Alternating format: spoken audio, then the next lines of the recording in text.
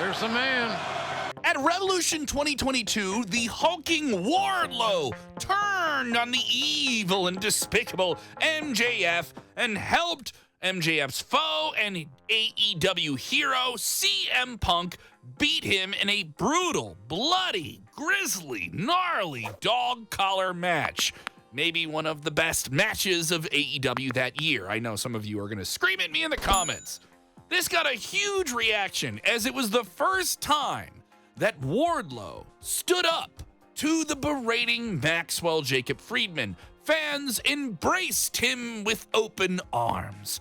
The next pay-per-view at Double or Nothing, he had a match with MJF, and he absolutely destroyed him. I mean, wrecked him. 10 power bombs, one after another. Each time the crowd chanting his name.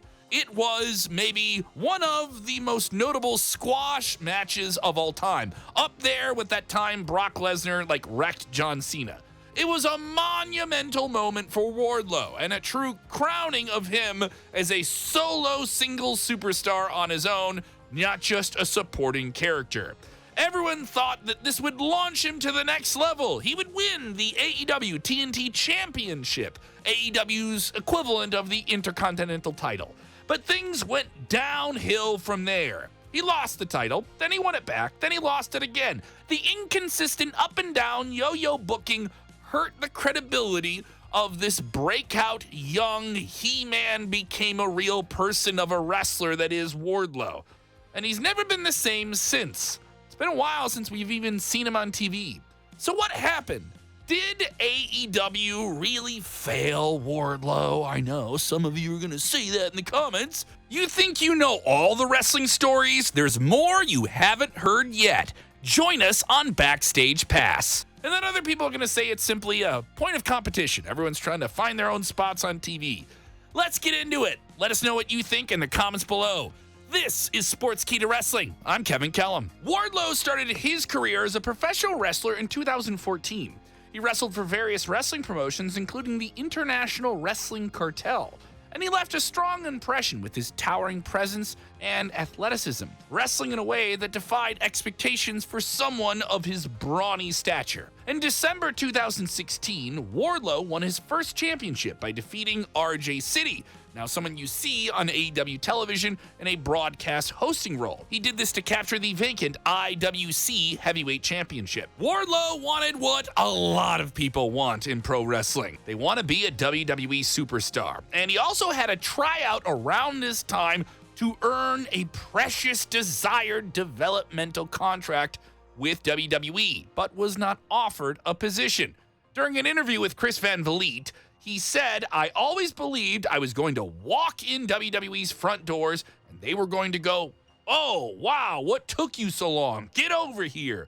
So, I don't want to sound cocky. I'm very confident that I was confident years ago, and it didn't happen." He described that rejection as motivation, a motivating factor for him, and he focused on getting booked on bigger independent shows around the country. In 2019, a new wrestling company emerged that was plucking big, notable names from the independent ranks with other combined forces of well-known names you've seen on international television. A little company called All Elite Wrestling, backed by NFL football team owner Tony Khan. They had their first show, Double or Nothing, in May of 2019, creating a lot of buzz, and new, relatively unknown wrestlers like MJF, Darby Allin, Jack Perry, Sammy Guevara, Orange Cassidy, and many others were featured with noteworthy names that fans knew, along with, the likes of Chris Jericho. The company was looking for more wrestlers, and Wardlow was one of the hot names on the independent circuit, and it was only a matter of time before he was signed to a deal with AEW. Plus, he didn't look like a lot of those cruiserweight wrestlers.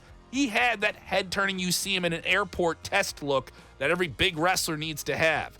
Speaking in an interview with ESPR, Wardlow revealed that he was jobless and broke when he got signed, and also said that the former AEW Women's Champion Britt Baker vouched for him as they were both part of the International Wrestling Cartel promotion, and she knew he had the goods to make it matter.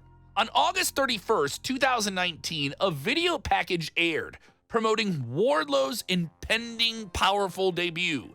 And finally, he made his debut at AEW on November 13th's episode of Dynamite, attacking Cody Rhodes. Yeah, one of the top baby faces in the company, Wardlow was put right there with him. He then aligned himself with the devious MJF. Max was seen as someone who could carry the company forward, and at just 23 years old, he had captivated the AEW audiences with his charisma and his personality and just being a total sleaze. But every sleaze needs a big monster goon behind them, and Wardlow was going to be that goon. Wardlow being with MJF was the best thing that could have happened for him. Max, being as obnoxious as he could be, was a complete heat magnet who was embroiled in a personal issue with Cody Rhodes, the top babyface in the company. They needed someone to protect him from the beatdowns, keep the story going, and make Cody chase MJF. Well, to do that, he was going to have to go through Wardlow, the perfect guy for the role. He didn't have to do a whole lot. He just had to be there with MJF, look menacing, and protect him, and guess what?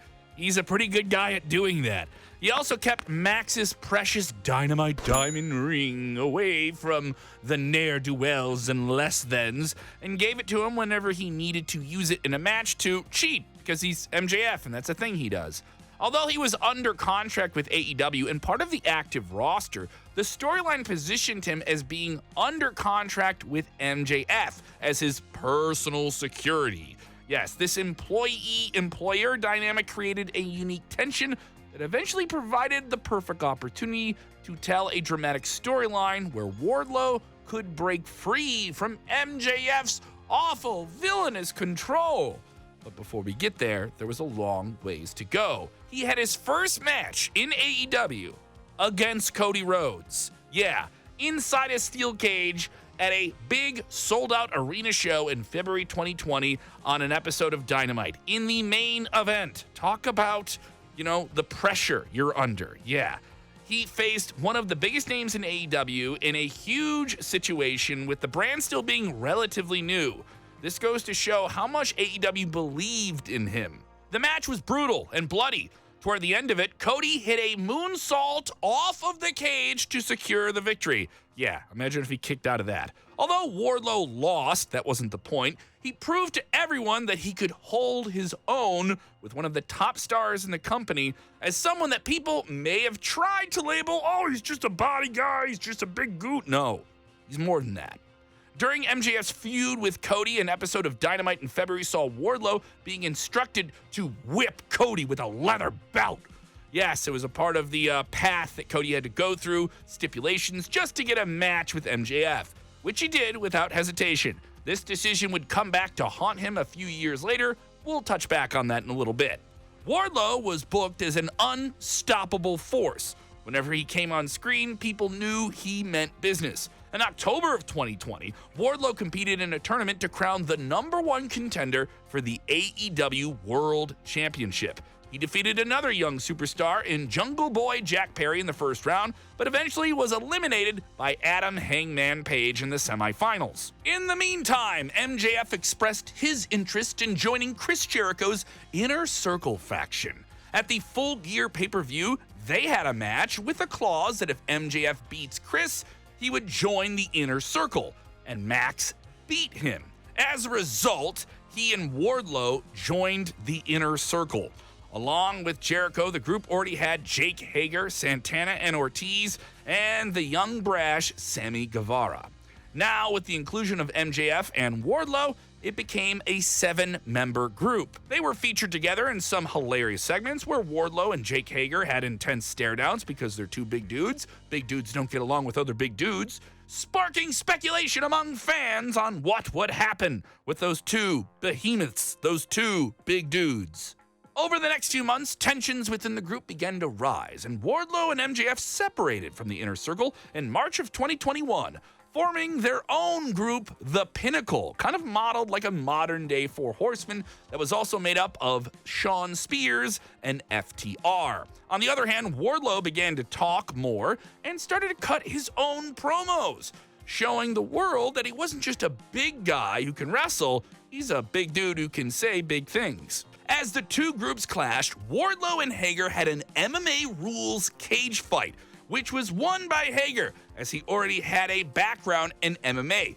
Despite this, he always dominated his opponents, and AEW kept him strong and presented him as a threat to every single person he was in the ring with. The comparisons to WCW great Goldberg were frequent, as he shared a similar aura. Oh, aura, the most played out word of 2024. Some of you just learned that word this year, and you are already playing it out. But what wasn't played out was comparisons that made Wardlow feel like the big man that he was billed as. Those comparisons to Goldberg only continued when he parted ways with WWE in 2022.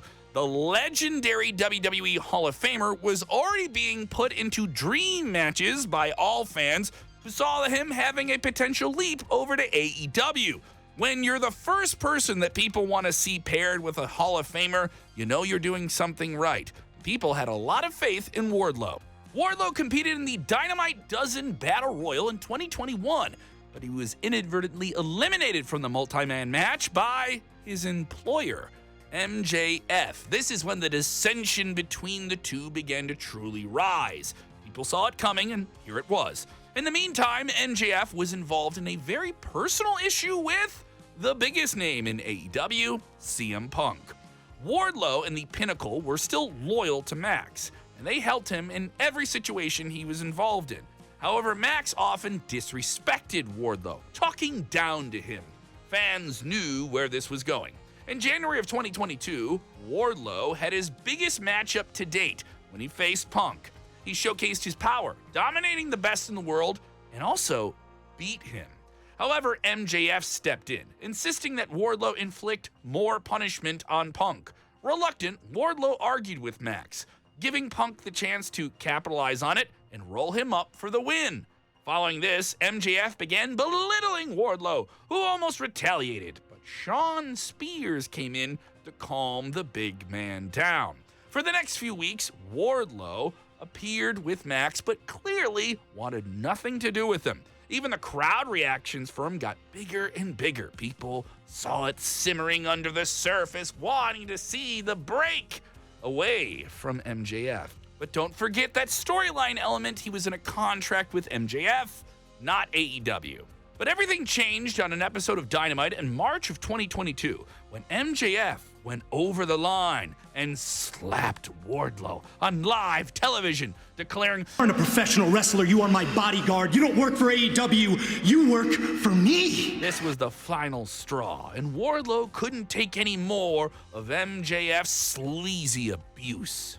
At the Revolution pay-per-view, he won the Face of the Revolution ladder match to become the #1 contender for the TNT Championship. On the same night, MJF faced CM Punk in a brutal, gnarly, bloody dog collar match, maybe Punk's best outing with AEW.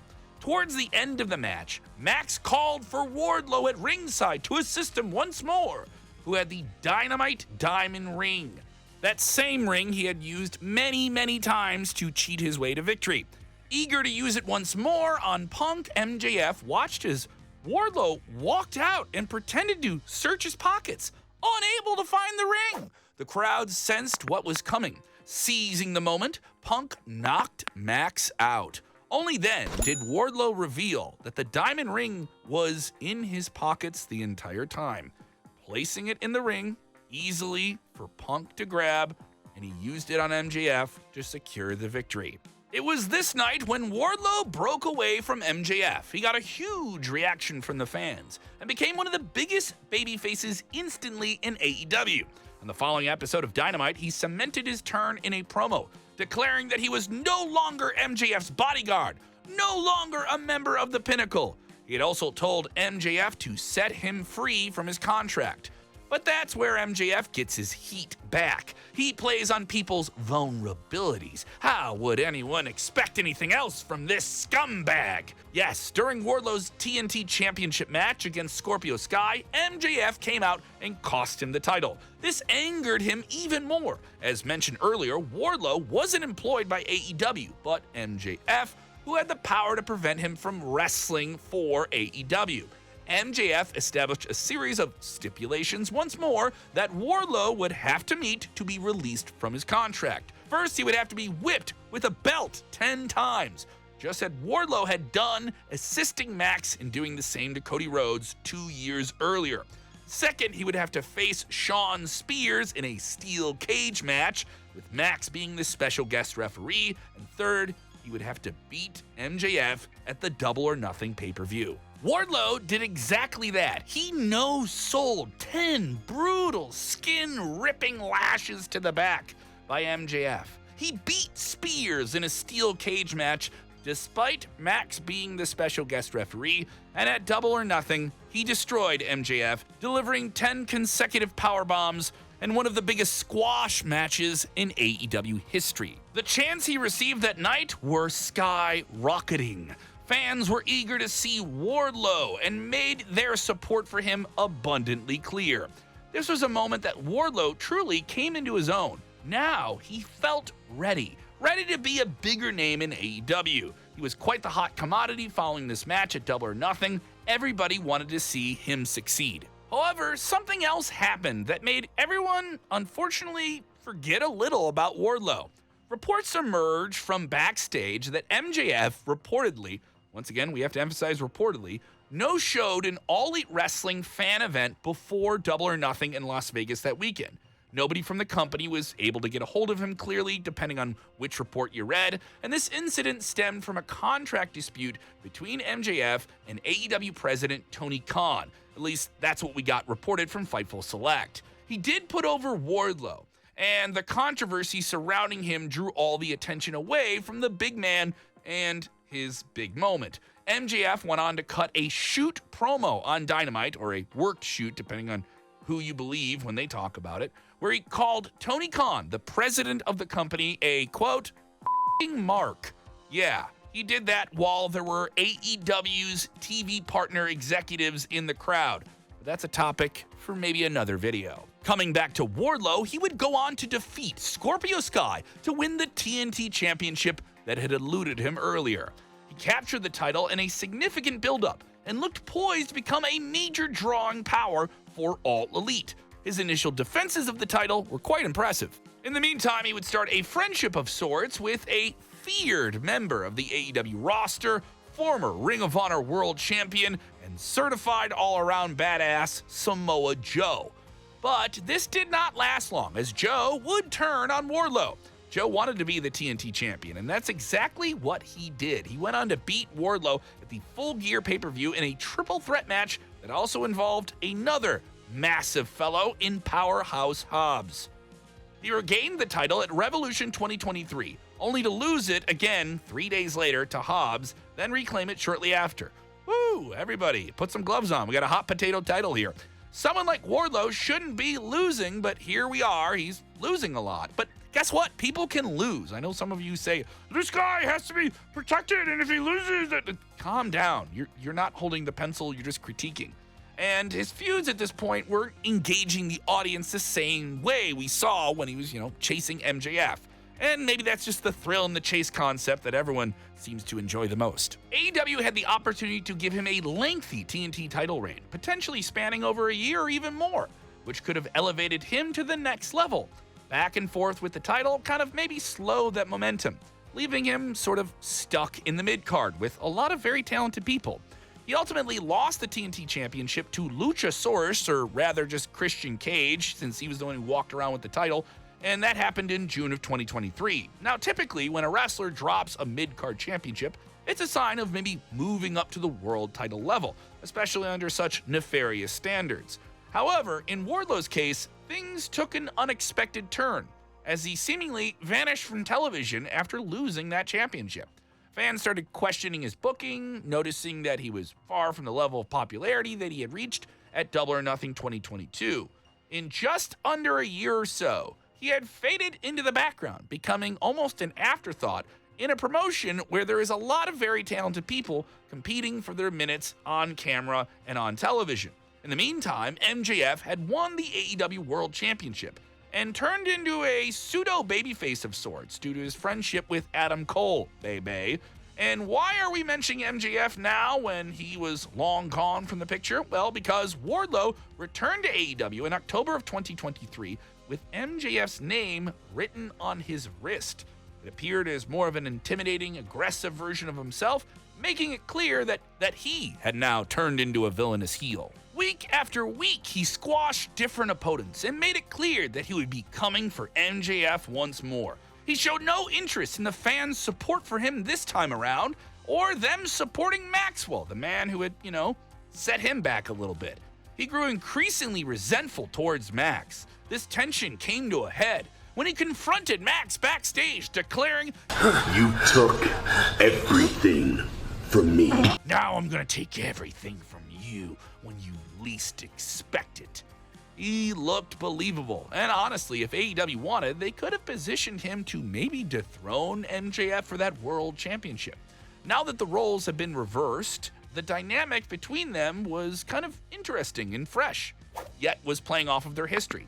And MJF had already put Wardlow over in 2022. Dropping the title to his former bodyguard could have told the story in a new way, and Wardlow always got the better of MJF.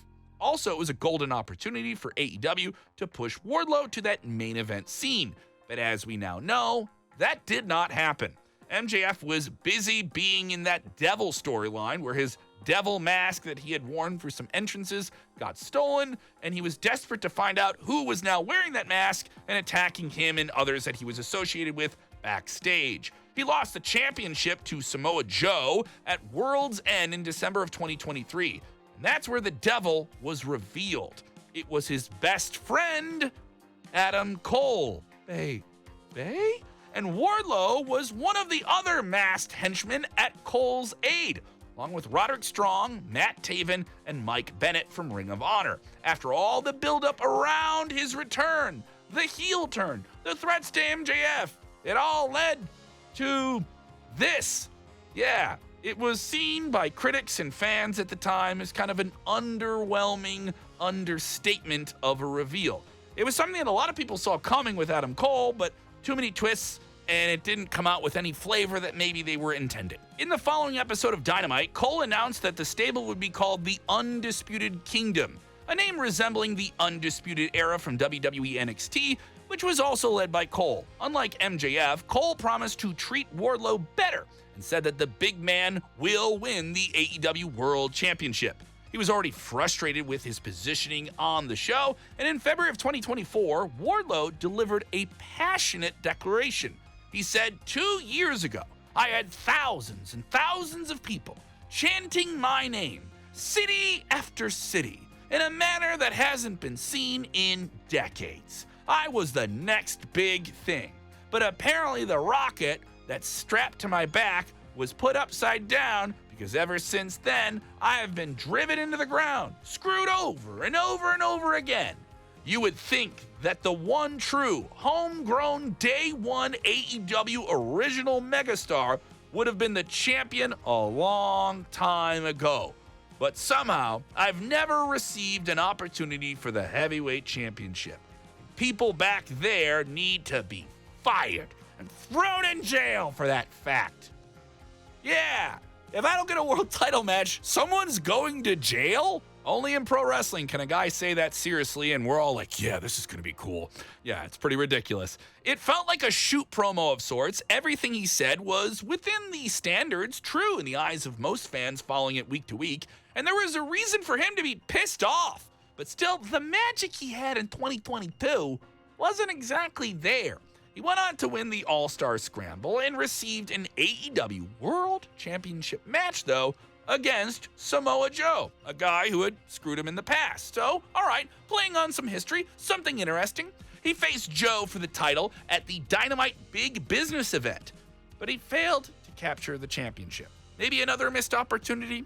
You can argue that Joe had just started his reign as champion, and after losing his title this soon, it would have diminished his credibility. But what about Wardlow? Well, it definitely hurt him, but, Joe had to march on, and I don't think there was enough people complaining or maybe coming to Wardlow's aid saying, what about Wardlow? I know, it sounds like Canyon from WCW.